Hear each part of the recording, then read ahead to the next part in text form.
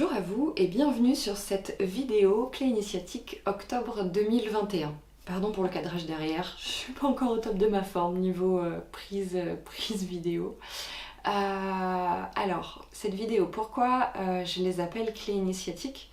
Parce que l'idée c'est de transmettre certaines choses, certaines informations qui peuvent être sympas, mais le but ne serait pas de les transmettre uniquement que sur la sphère du mental. C'est-à-dire, ah tiens j'ai compris ça, ah tiens ça, ah oui c'est vrai, ah tiens, comme peut faire le mental un peu en tout noir, tout blanc, est-ce que c'est vrai, est-ce que c'est faux, est-ce qu'on a raison, est-ce qu'on a tort? Là, je vous invite à avoir une expérience beaucoup plus globale en écoutant cette vidéo, c'est-à-dire tout ce qui est dit, que ça vous parle ou pas, que ça résonne ou pas, en fait ça va être intéressant, à l'explorer. Comment ça réagit en vous? Est-ce qu'il y a des sensations dans le corps? Est-ce qu'il y a des émotions, peu importe ce que c'est, que ce soit de la colère, de la tristesse, de la joie? Est-ce qu'il y a des souvenirs qui remontent? Est-ce qu'il y a des liens qui peuvent se faire? Et puis on va pas non plus laisser tomber le mental, il n'est pas question de ça non plus, c'est-à-dire est-ce qu'il y a des réflexions qui s'agencent? Est-ce qu'il y a des prises de conscience? Voilà. Mais d'accueillir cette vidéo dans votre globalité. Quand je dis accueillir, ça ne veut pas dire amène à tout, surtout pas, il y a des choses qui ne vont pas vous parler, ce serait génial que ça ne vous parle pas, ça va vous éclairer sur vous, votre cas particulier. Donc simplement le but c'est de l'accueillir, comme si on était sur un tennis, à chaque fois que je parle, je vous envoie la balle. Et le but c'est de voir ce que ça vous fait, tiens. Est-ce que comme des petites bulles d'air qui remontent à la surface de l'eau, est-ce qu'il y a des émotions, est-ce qu'il y a des souvenirs, voilà. Et comme ça, en fait, comme une séance, comme si vous receviez un soin quelque part en écoutant cette vidéo, et ça va venir activer des choses en vous, tourner des clés, et on sera dans quelque chose de bien plus global que juste une vidéo qu'on écoute avec le mental pour enregistrer ou annexer de la connaissance. Voilà. Alors, du coup, on se concentre sur octobre 2021. Déjà, petit débrief sur septembre 2021, j'étais très surprise parce que je pensais que ça allait être vraiment tranquille, vraiment juste, on récolte les fruits quoi, comme avec l'arrivée de l'automne, c'est la saison des récoltes, on récolte les fruits de tout ce qu'on a construit depuis voilà, le début du printemps surtout, donc je m'attendais à quelque chose de posé, et là depuis 2-3 semaines, bien 2 semaines, en fait c'est très remuant. J'ai eu l'impression que depuis le début de l'année, en fait il y avait des grosses vagues, mais qui étaient somme toute assez lentes, on avait un peu le temps de les voir venir, ça nous a carrément secoué, on est d'accord, mais des grosses vagues. Là, septembre, j'ai plutôt l'impression que c'est des ondes sismiques, en fait il faut juste s'accrocher aux branches et ça bouge très fort en fait. On n'a même pas le temps d'anticiper, il faut juste s'accrocher à ce qui est à côté de nous et puis c'est tout, ça s'arrête là. Voilà, donc très remuant, très secouant. J'entends le mot aussi de préparation, comme si toute la première partie de l'année, avant ça, justement, il y avait eu des gros décrassages, on se rendait compte des choses qui ne nous convenaient pas, il y a eu du mouvement. Mais comme si ça nous préparait à là maintenant où c'est beaucoup plus intense en fait, et ça pardonne moins, comment on pourrait le dire ça, c'est pas le bon terme, mais on peut plus jouer quoi, ça nous met directement face à nous. Donc autour de moi et dans les séances, les accompagnements que je pouvais faire, il y a beaucoup de gens qui ont, appelons-le comme ça, pété des plombs. Avec une émotion qui se met à dégorger, à n'en plus finir, ou qui remettent tout en question, ou qui finissent vraiment pas bien, et voilà, à péter les plombs.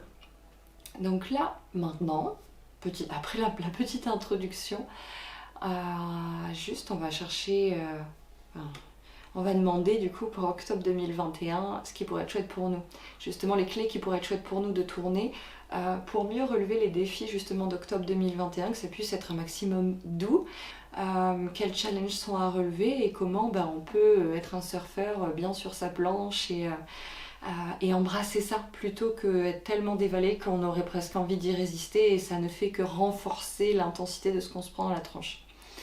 Alors, octobre 2021. C'est rigolo, j'entends ça suffit. Ça suffit de jouer petit. Alors c'est rigolo comme c'est dit, c'est vous les êtres humains, donc nous les êtres humains, vous êtes plein d'ambiguïté et c'est un mystère pour nous de là où on vous regarde, où il n'y a que du un, nous ne sommes pas dans de la dualité, ou en tout cas pas dans celle que vous connaissez, et vous voir est une expérience à part entière. Merci. Il me montre l'image de quand nous, par exemple, quand on était petits, on pouvait observer les fourmilières et qu'on trouvait ça bien curieux comment ça fonctionnait. Ils disent que c'est pareil pour eux qui nous regardent. Vous êtes plein d'ambiguïté parce que vous faites quelque chose qui va dans un sens, mais en fait vous voulez l'autre chose. C'est-à-dire qu'il y a ce que vous voulez, et dans ce que vous actez, c'est pas du tout dans le sens de ce que vous voulez. Pour ça, vous êtes plein d'ambiguïté. Pour beaucoup d'entre vous qui écoutent cette vidéo, vous avez du mal avec l'être humain, l'espèce humaine, la violence qui est disponible dans l'expérience humaine. Et pour autant, vous ne mettez pas en place les choses pour sortir de cette violence. Parce que c'est quoi avant tout la violence? Quand on cesse de pointer l'extérieur du doigt et qu'on le reprend en soi en fait, quand dans son équation on enlève l'extérieur et qu'il ne reste plus que nous, qu'est-ce que c'est du coup la violence? La violence, c'est toutes les fois où vous tolérez les choses qui ne sont pas à votre image. Tout simplement. C'est forcément violent dans ces cas-là. Ça peut être un petit peu violent, ça peut être beaucoup violent, ça dépend plutôt de la personne que du fait, que du fact, du fait, que de ce qui se passe de façon neutre, objectif. Ça dépend de vous.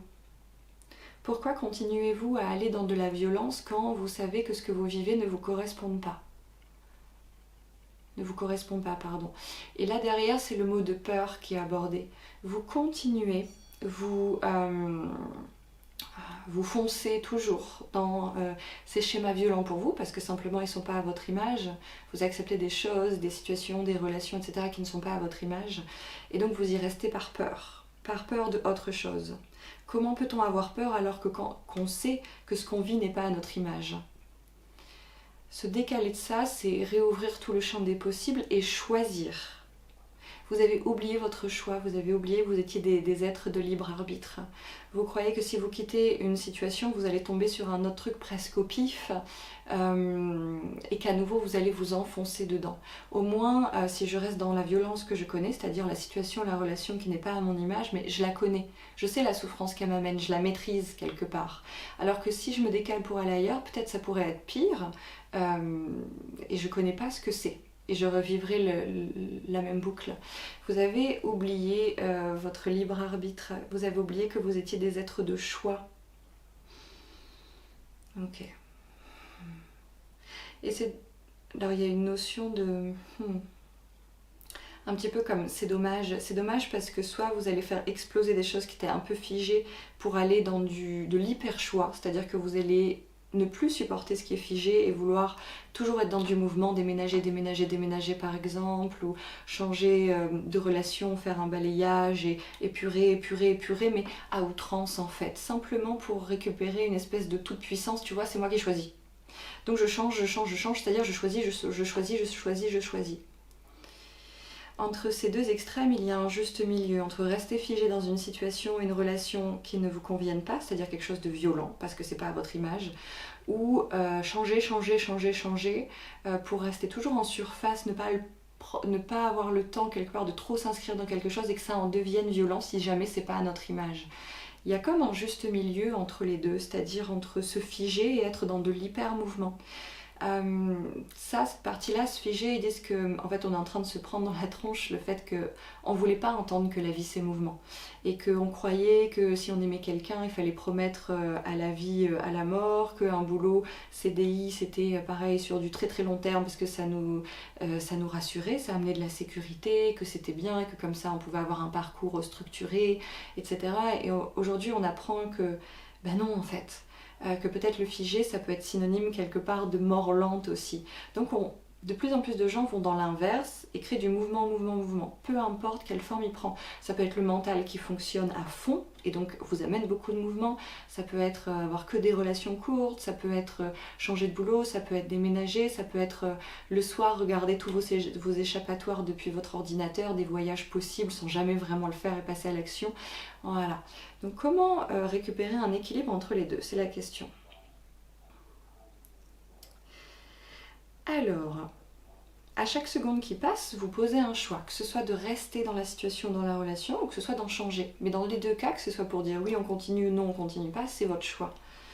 Dans la première solution, vous vous êtes endormi, on est sur, on a oublié qu'il y avait un choix à poser en fait. On a juste posé un choix une fois au début, et puis après on s'est laissé glisser dedans. Dans la deuxième situation, deuxième extrême, on pose des choix, parce qu'on croit qu'un choix c'est choisir quelque chose de différent. Non, un choix ça peut être dire oui je continue, j'ai envie de continuer, ça me donne toujours envie. Et du coup, en fait, pour récupérer cette forme de toute puissance là, parce que là c'était de l'impuissance, on est figé, on peut plus rien faire. Là pour récupérer une pseudo toute puissance, on va poser des choix, poser des choix, poser des choix, donc en fait tout le temps changer. Ok. Donc là c'est voir qu'en fait à chaque instant on est toujours en train de poser plein de choix.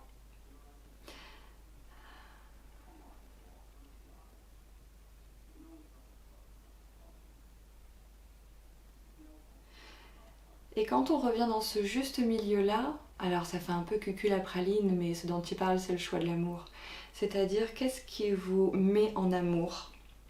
Qu'est-ce qui vous fait vous sentir bien? Qu'est-ce qui vous fait vous sentir vivant? Posez-vous cette question.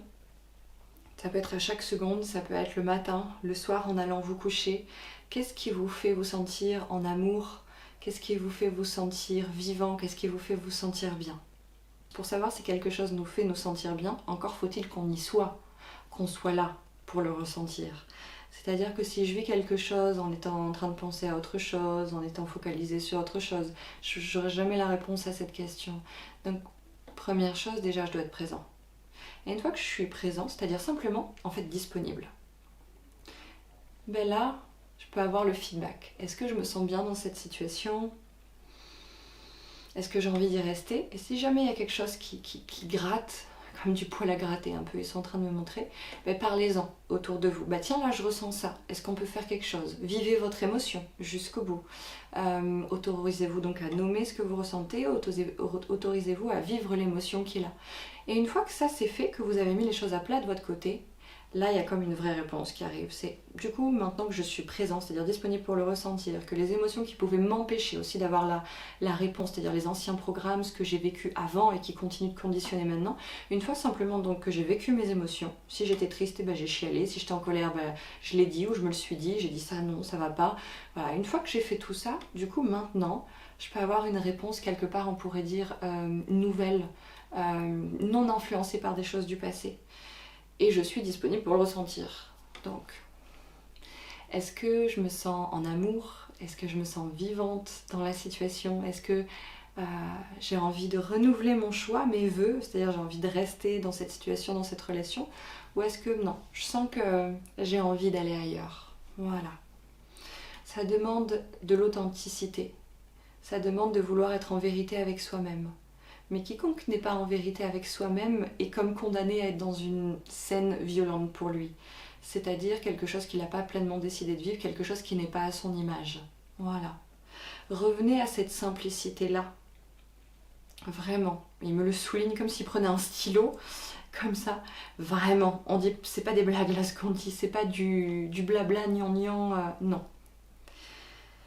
Donc nous sommes des êtres de choix, ça ne veut pas dire que par peur on doit poser aucun choix, être impuissant, tout figé pour se rassurer, avoir la maison en banlieue, le labrador, ne plus rien toucher pour dire que c'est bon, on a réussi sa vie. Ça ne veut pas dire qu'on doit tout le temps choisir, c'est-à-dire changer, dans le sens de changer là, déménager tout le temps, changer de relation, penser toujours à autre chose, prendre la fuite, etc. Non, c'est revenir au vrai choix qui nous fait du bien, au choix du cœur, au choix aligné.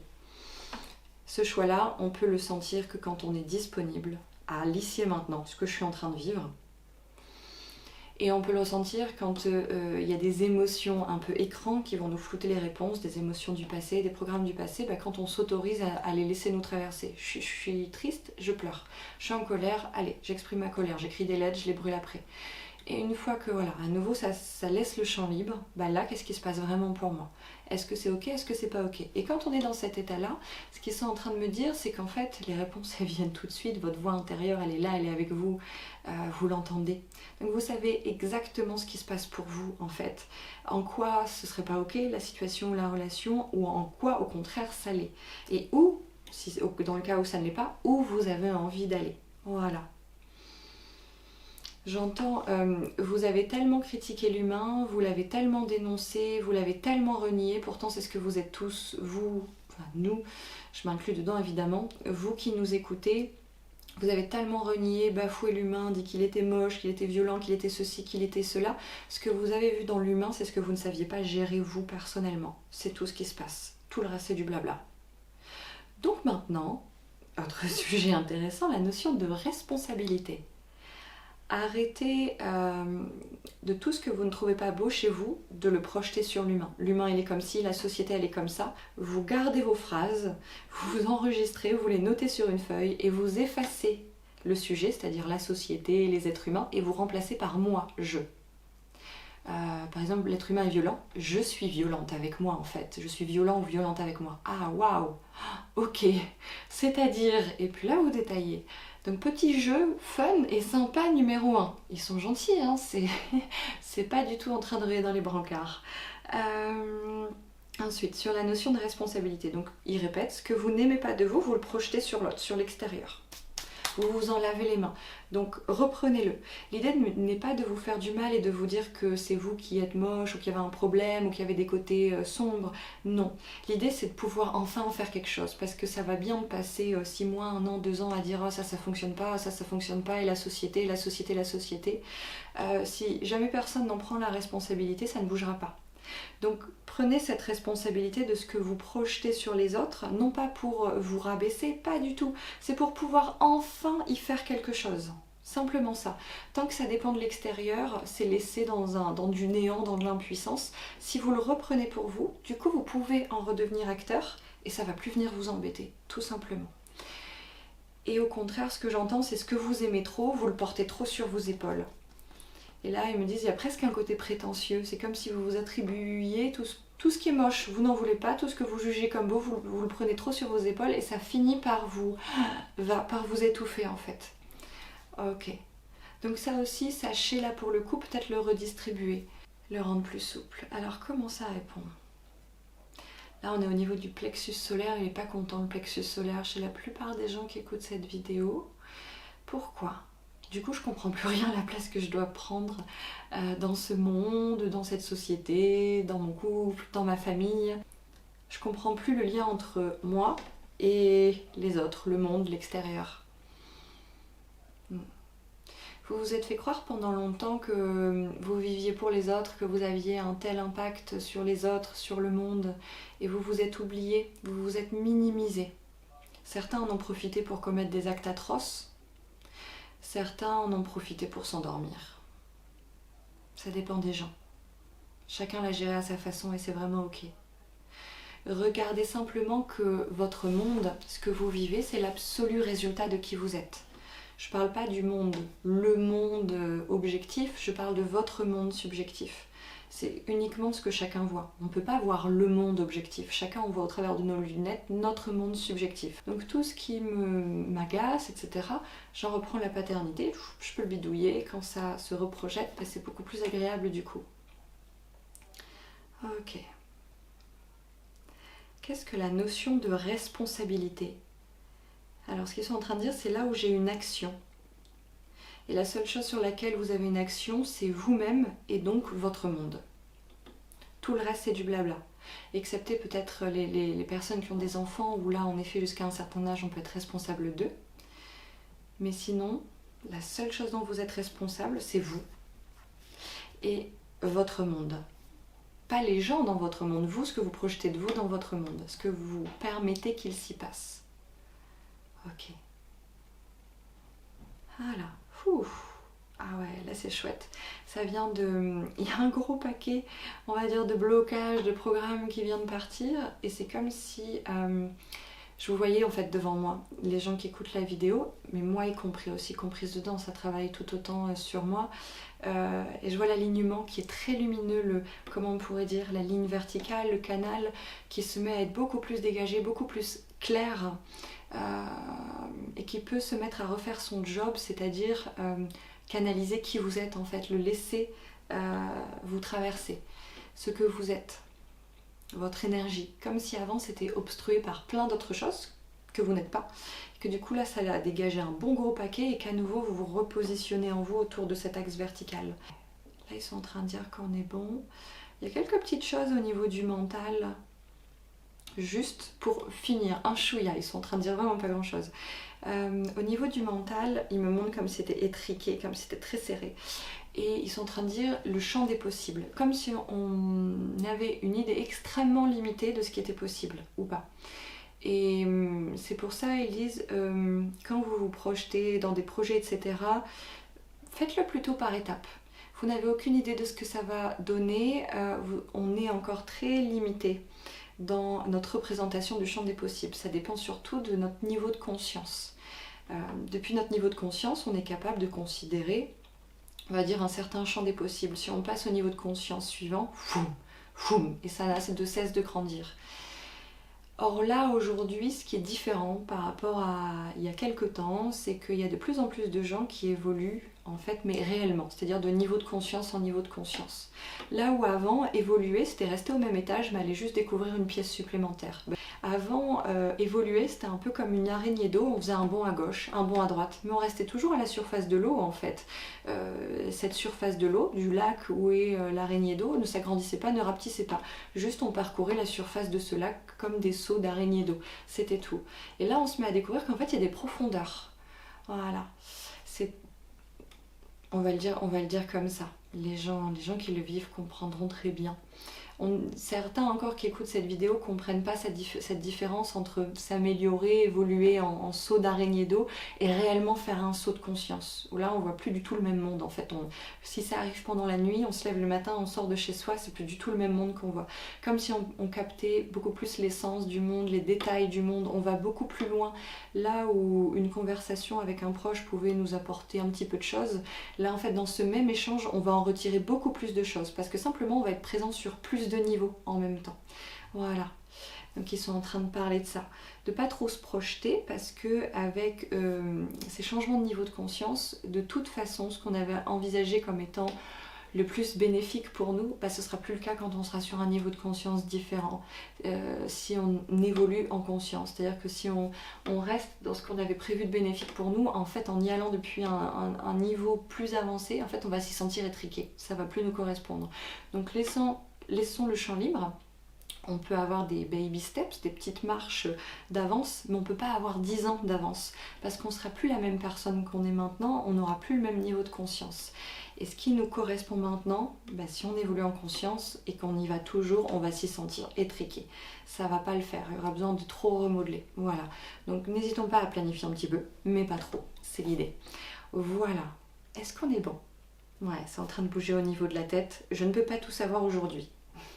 Voilà, donc j'accepte de savoir juste pour les petites prochaines étapes et c'est déjà suffisant. Ça m'évite de me noyer dans la small là, de me noyer sur du 10 ans, sur du trop long terme. Voilà, super. Ça travaille un peu sur le méridien V6 qui gère ça aussi, la projection long terme. Là, c'est en train de travailler un tout petit peu dessus pour que ce soit pas stressant de ne pas savoir ce que je fais dans 10 ans. J'exagère, hein, ça peut être 6 mois, ça peut être 1 an, mais voilà, pour laisser plus le champ libre, laisser ouvert, plutôt que de revenir dans ce premier extrême, figer les choses, vouloir les contrôler. Voilà. Alors, on est bon pour tout ? Oui, on est bon pour tout. Ils me sont en train de me faire ça, c'est bon, on a envoyé la purée, c'est bon, c'est passé, tout le monde a reçu. Ok, ça marche. Bon, merci à eux, et merci à vous. Et je vous souhaite une très belle intégration de cette vidéo clé initiatique octobre 2021. Et je vous remercie de tout votre soutien, de tous vos messages, de tous vos encouragements. Merci beaucoup.